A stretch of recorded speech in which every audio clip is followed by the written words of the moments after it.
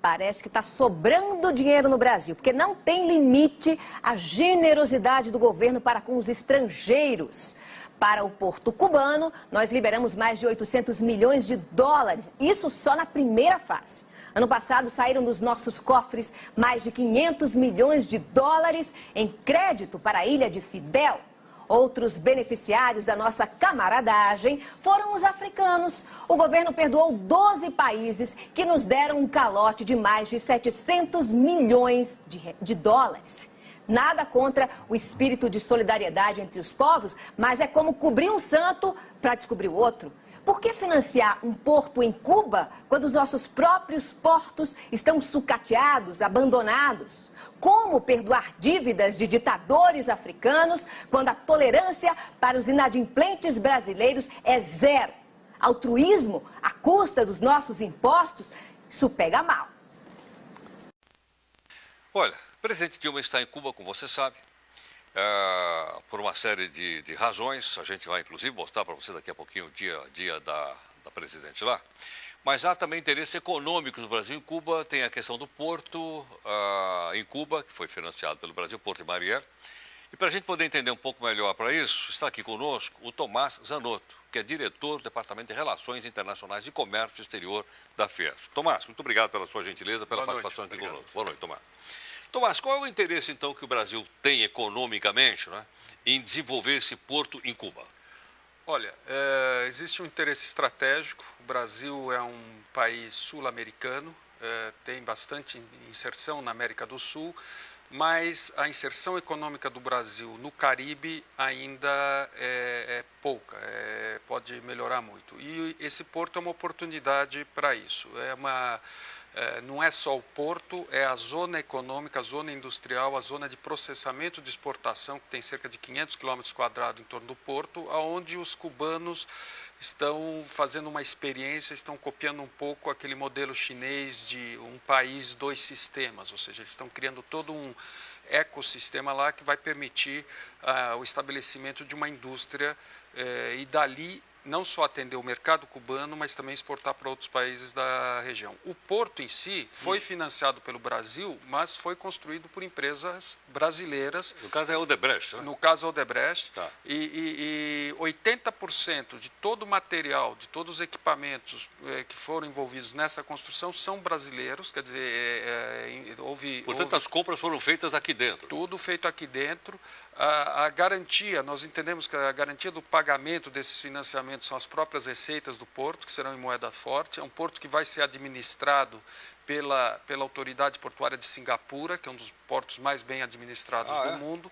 É um porto com calado, quer dizer, que é a profundidade do porto bastante considerável. E, como você sabe, Heródoto, logo nós vamos ter a ampliação do Canal do Panamá, que vai permitir passar os navios maiores, que eles chamam pós-Panamá, que são navios de 160 mil toneladas. Então, Cuba tem aí a chance de ser uma plataforma para exportar para todos esses países da América Central, que juntos formam um mercado grande. E, existem já cerca de 300 empresas brasileiras no local. 300? 300. Lá em Cuba? Lá em Cuba. Financiando coisa. Sim, porque são vários setores. Tem casos bem conhecidos como da Souza Cruz, que é uma parceria que já tem 18 anos lá, muito bem sucedida, e ontem, se não me engano, firmaram um contrato para estabelecer uma nova unidade para fabricação de cigarros ali nessa zona portuária, ou seja, na zona de processamento e exportação de Mariel. Então, Agora, a partir do momento que você fabricar nessa zona, você teria uma situação competitiva melhor na região do Caribe? Sem dúvida, porque eles criaram, exatamente como fizeram na China, situações especiais. A lei trabalhista é particular, tem liberdade total, pode-se operar em moeda forte, tem liberdade total de remessa de dividendos, quer dizer, tem uma série de condições. O que vale para o porto não vale para o resto do país, ou não?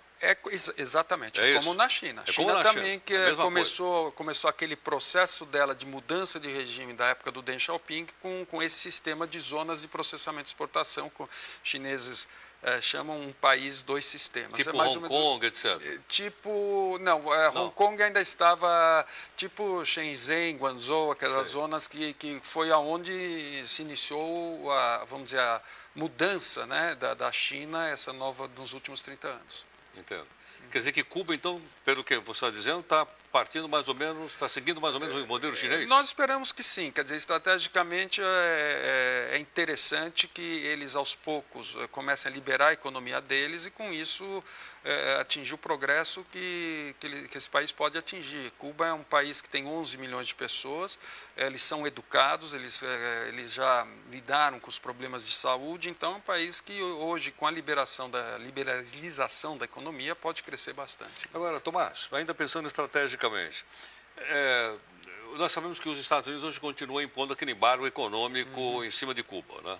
Caso esse embargo venha, sei lá, no novo presidente americano ser suspenso, o fato do Brasil estar atuando nesse porto também facilitaria a chegada de mercadorias brasileiras nos Estados Unidos? Não há dúvida, não há dúvida. Eu acho que o embargo, que alguns chamam de bloqueio, no meu modo de entender erroneamente, porque é um embargo econômico,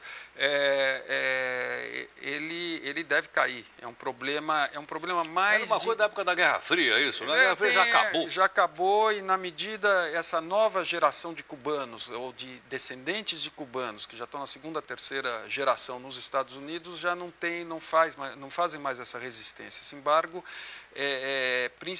vem principalmente da comunidade, da diáspora cubana na Flórida, principalmente nos Estados Unidos, que se opõe a qualquer medida do governo americano no sentido de pacificar Cuba, vamos dizer assim. Entendo. Quer dizer, então, a partir daí, a gente pode imaginar que Cuba está caminhando em direção a uma economia de mercado ou de um capitalismo de Estado, como tem na China? É isso que está indicando. É isso que está indicando e sobre todos esses aspectos, diferente do que tem sido dito aí, nós achamos que é um movimento interessante do governo brasileiro. Entendo. Agora, Tomás, todos esses investimentos que o Brasil fez aí no caso de Cuba, eles são garantidos? Olha... Porque aquela história do capital internacional, né? Nós aí somos um capital internacional no outro país, não é isso? Exato. Eu estava conversando há pouco, quando soube que vim aqui, com o embaixador nosso em Cuba, que é o Cesário Melantônio, e ele me deu alguns números, falou que o Brasil até agora já emprestou para Cuba 1 bilhão e 600 milhões de dólares. Entre o que foi emprestado e o que vai ser emprestado, porque existem também créditos alimentícios, ou seja, são créditos que são dados ao governo cubano para comprar alimentos no Brasil, sempre no Brasil. Para gastar aqui. Para gastar aqui. E isso não é uma novidade, isso iniciou-se no governo de Fernando Henrique Cardoso, quer dizer, já é uma coisa que vem há bastante tempo. E não se tem notícia de um atraso sequer de Cuba. E a informação que nós temos é que no caso do Porto, que é o grosso desses investimentos, desses 1 bilhão e 600, 1 bilhão vão ser no Porto, 800 já foram e a presidente anunciou agora mais 200 aproximadamente, totalizando 1 bilhão, eles são garantidos pelas receitas do próprio Porto. Então é o que chamam de project finance, é clássico, quer dizer, você garante um projeto de infraestrutura com a receita do próprio empreendimento. Aí eu não vejo grande novidade, não há grande diferença se o porto está sendo feito em Cuba ou se estivesse sendo feito em Tampa, na Flórida, quer dizer, a mesma coisa. Entendo. É que a gente vai mais pelo lado político, né? Você é a primeira pessoa que eu estou vendo dando explicações para a gente mais profundas do lado econômico, dessa aproximação do Brasil com Cuba. Porque fica parecendo mais que é mais uma questão política, porque a esquerda daqui se reúne com a esquerda de lá, quando existem todas essas outras questões que a gente precisa também saber, né? Essa questão, como eu disse, isso já se iniciou com o Fernando Henrique, né? Não é algo assim que foi inventado agora. E eu me lembro, Heródoto, quando... há muitos anos atrás, segunda metade da década de 80, e eu trabalhava na indústria têxtil e vendia tecidos na Polônia, ainda na cortina de ferro. Na Polônia? E eu me lembro, visitando aquele país, a gente via ainda vamos dizer, os campos, os arados eram todos tortos, porque eram arados manuais e tal, mas você via as menininhas e os meninos bem vestidos, indo para a escola, arrumando, quer dizer, e faltando tudo, infraestrutura. Eu voltava para o Brasil e dizia, a hora que acabar a cortina de ferro, a Polônia vai disparar. E foi o que de fato ocorreu. Eu acho que Cuba, eu vejo uma situação semelhante. Ela tem um grande potencial, é uma população bem educada, bem preparada. O que a gente ouve das empresas que estão instaladas lá, que é a mão de obra de alta qualidade, quer dizer, então o que precisa é eles tomarem realmente a decisão de se empenhar nesse caminho. Eu acho que, sob esse aspecto, é positivo que o Brasil esteja sendo pioneiro nisso. Também falou-se muito da questão de, em vez de estar se investindo no Brasil, está se investindo em Cuba. E não é uma verdade, porque a verdade é que não falta dinheiro no BNDES, a verdade é que